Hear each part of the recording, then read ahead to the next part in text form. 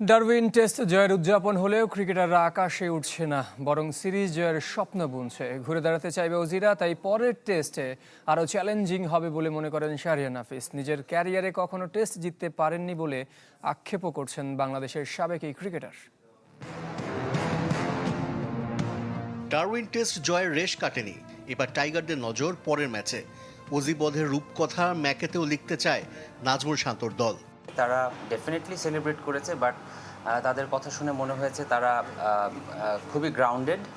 তারা পরবর্তী ম্যাচের জন্য অবশ্যই উপভোগ করেছে, বাট পরবর্তী ম্যাচের জন্য খুবই ফোকাসড আছে। 2006 সালে ফতুল্লা টেস্টেও জিততে পারত বাংলাদেশ। ডারউইন টেস্ট দেখে পুরনো স্মৃতি মনে পড়েছে শাহরিয়ার নাফিসের। সেই সাথে আক্ষেপও, 9 বছরের ক্যারিয়ারে কখনো টেস্ট জয়ের সাক্ষী হতে পারেননি তিনি। তবে এই দলটির প্রতিটি জয় ঠিকই উপভোগ করছেন। কারণ আমি আমার ব্যক্তিগত কথা বলি, আমার 9 বছরের ইন্টারন্যাশনাল ক্যারিয়ারে আমি কোনো টেস্ট ম্যাচ জিততে পারিনি, এই আক্ষেপটা আমার আছে। বাট এখন দলকে যেটা দেখি, তারা রেগুলার ম্যাচ জিতছে, বিভিন্ন কন্ডিশনে জিতছে, এটা খুবই ইন্সপায়ারিং।